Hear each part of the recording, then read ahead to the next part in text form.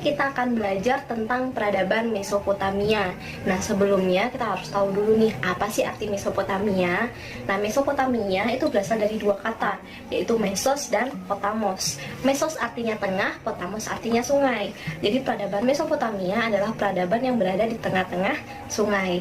Ada berapa ya sungai di sana? Ternyata kalau kita lihat di peta, ada dua sungai nih yang mengapit peradaban Mesopotamia, yaitu Sungai Eufrat dan Sungai Tigris. Halo, selamat pagi semuanya. Hari ini kita lanjutkan pembelajaran sejarah kita. Sebelum dimulai, kita awali dulu dengan berdoa. Silakan dipimpin oleh Christina.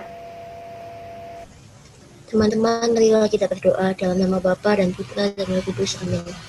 Ya Tuhan, sekarang kami mau belajar. Tuhan, lancarkan proses pelajaran kami, Tuhan, agar Bu Ella, Tuhan, guru kami bisa menjelaskan materi dengan lancar dan kami bisa memahami materi yang dijelaskan dengan baik, Tuhan. Semua ini, Tuhan, kami doa Tuhan dengan perantaraan anak-Mu, Tuhan, yaitu Yesus Kristus, Tuhan. Tuhan Yesus, amin.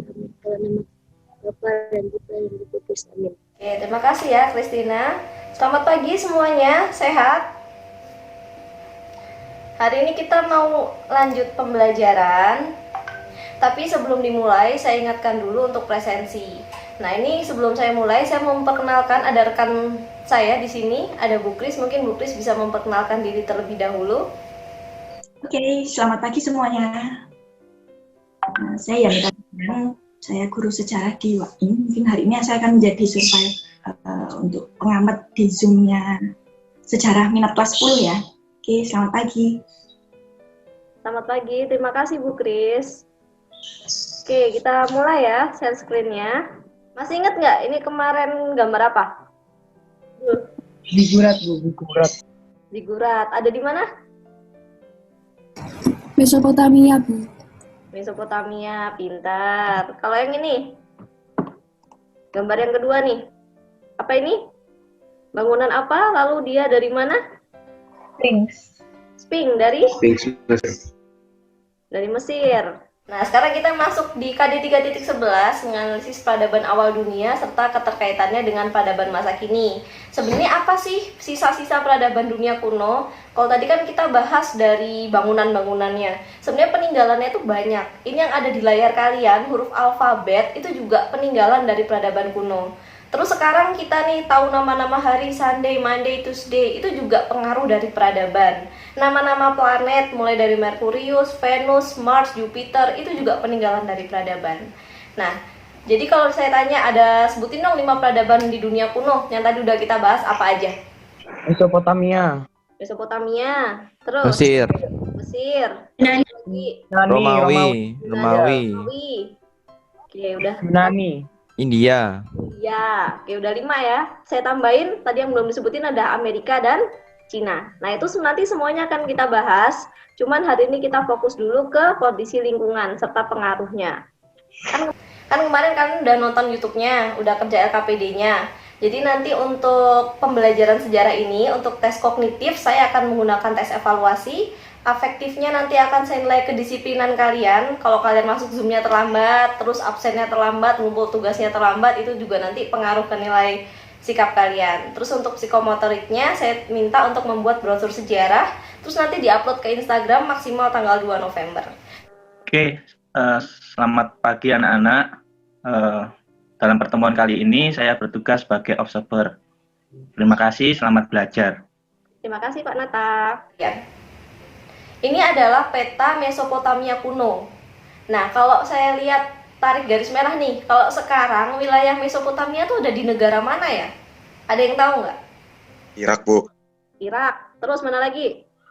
Oke, Turki. Nah, ini kalau kita lihat petanya ya, di sini ada pusatnya adalah negara Irak. Sebelah kanan sini ada negara Iran. Di bawah ada negara Arab Saudi. Lalu di utara sini ada negara yang namanya Turki. Jadi saat ini daerah Mesopotamia itu ada di negara mayoritas ada masuk ke dalam wilayah Irak. Nah, kalau kalian lihat berita-berita terbaru, Irak itu sampai sekarang itu masih sering terjadi perang. Nanti kita lihat kira-kira di masa lalunya mereka juga masih suka perang atau enggak. Sampai sini ada yang menanyakan nggak? Kalau nggak ada kita lanjut dulu ya. Nah, ini sebutan dari Mesopotamia. Mesopotamia itu disebut the land between the rivers. Kok bisa seperti itu? Karena dilihat dari asal katanya. Ada yang tahu nggak Mesopotamia itu asal katanya apa? Mesos dan Potamos. Mesos dan Potamos. Mesos artinya Tengah. Potamos? Sungai. Oke, jadi kalau dilihat dari asal katanya nih ya, Mesos tengah, Potamos sungai. Jadi kalau diartikan kita gabung gitu ya. Artinya adalah di tengah-tengah sungai atau di antara sungai. Nggak mungkin kan di tengah sungai, nanti kebanjiran mereka. Maksudnya di antara sungai. Karena emang sungai di sana itu ada banyak sekali. Ada yang bisa nyebutin nggak sungai di sana apa aja namanya? Tigris, Efrat, Tigris sama Eufrat. Nah, ini saya bantu dengan peta nih. Coba cari dong di mana sungai Tigrisnya. Ada di utara atau selatan yang Tigris? Utara, Tigris ada di utara, yang Eufrat ada di selatan. Nah, sekarang kita analisis yuk pengaruh lingkungan terhadap perkembangan peradaban Mesopotamia. Ini saya buat dalam bentuk gambar. Ternyata dari kondisi lingkungan ini itu pengaruh ke sosial masyarakat, pengaruh ke budaya, pengaruh ke kepercayaan, dan juga punya pengaruh ke bidang pemerintahan. Berapa nih? Singa. Yang di atas ini gambar apa? Bunga. Kelihatan nggak bunganya? Nah, keterkaitannya apa? Ini keterkaitan di bidang budaya. Ternyata misalnya budaya dalam bidang seni gitu ya. Ternyata kondisi lingkungan mereka itu sangat membuat menjadi sumber inspirasi mereka. Ketika mereka menggambar, ketika mereka melukis, yang mereka gambarkan, yang mereka lukiskan itu awalnya adalah kondisi lingkungan mereka. Sehingga kalau kalian pergi ke kota-kota Mesopotamia pun kuno, Persia, di dindingnya itu ada lukisannya hewan, tumbuhan, seperti itu saja. Tidak ada unsur lain itu masih cenderung sangat minim.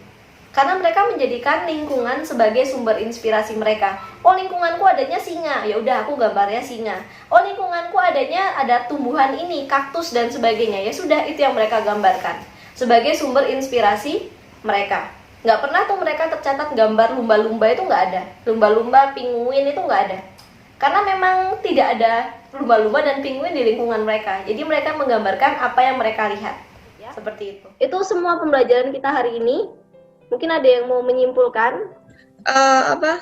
Jadi peradaban paling awal itu munculnya dari daerah-daerah sekitar sungai, soalnya daerah sungai itu subur, terus jadinya bisa ditinggali, terus di situ mereka bisa melakukan berbagai aktivitas, membangun kota dan seterusnya sampai jadi peradaban. Oke, itu tadi kesimpulan dari Dita ya, bahwa peradaban itu banyak muncul di sekitar sungai. Nah, kalau sungai di Mesopotamia namanya sungai Eufrat dan Tigris. Kenapa di sekitar sungai? Tadi kata Dita, karena manusia bisa melakukan banyak aktivitas di sekitar sungai, pertanian, pembangunan, perdagangan, sampai akhirnya muncul yang namanya peradaban. Nah, kalau tentang refleksi, kira-kira ada nggak sih pelajaran yang bisa kalian ambil dari peradaban Mesopotamia yang terjadi di masa lalu, terus kita bisa manfaatkan di kehidupan masa kini? Atau nilai-nilai kehidupan yang bisa kalian ambil dari peradaban Mesopotamia, terus bisa kita terapkan di kehidupan kita masa kini? Kan? Jadi kita manusia harus kreatif agar dengan segala perkembangan yang ada, kita dapat mengikutinya, sehingga kita itu tetap eksis gitu dalam setiap perkembangannya. Oke. Intinya setiap masa punya tantangan ya. Kalau Mesopotamia tantangan alamnya kan begitu tadi, banjirnya terlalu deras, kadang-kadang keringnya berkepanjangan. Nah, kalian juga punya tantangan. Kita di abad 21 itu masih punya tantangan. Sekarang aja pembelajaran adalah daring begitu kan. Ini hal yang baru buat kita semua. Dan dengan semua tantangan yang ada, kita tetap harus eksis supaya kita bisa tetap bertahan hidup. Nah, kalian sebagai generasi muda harus siap dengan semua tantangan yang ada. Nggak cuma di masa kini, tapi di masa yang akan datang. Saya nggak tahu tantangan apa yang akan kalian hadapi di masa-masa yang akan datang. Mungkin lebih berat dari masa pandemi atau lebih mudah, kita nggak tahu. Tapi kalian harus tetap bisa menghadapi itu semua. Kan anak-anak WAIN, tetap bersemangat. Nah, buat yang lain nanti refleksinya bisa secara online, nanti akan saya baca semuanya. Nah, untuk pertemuan selanjutnya kita akan membahas tentang bangsa Sumeria. Jadi kita mulai masuk ke penguasa-penguasa yang ada di Mesopotamia. Itu aja pembelajaran kita hari ini, bisa ditutup dengan doa. Mungkin Christian bisa menutup kegiatan hari ini dengan berdoa. Silahkan. Marilah kita siapkan hati dan pikiran kita untuk berdoa bersama. Sama Bapa dan Putra dan Roh Kudus. Amin. Bukan Putri dan Roh Kudus. Oke, terima kasih ya semuanya. Terima kasih, Bu. Alhamdulillah saya nggak ngambil Terima kasih, Bu. adik.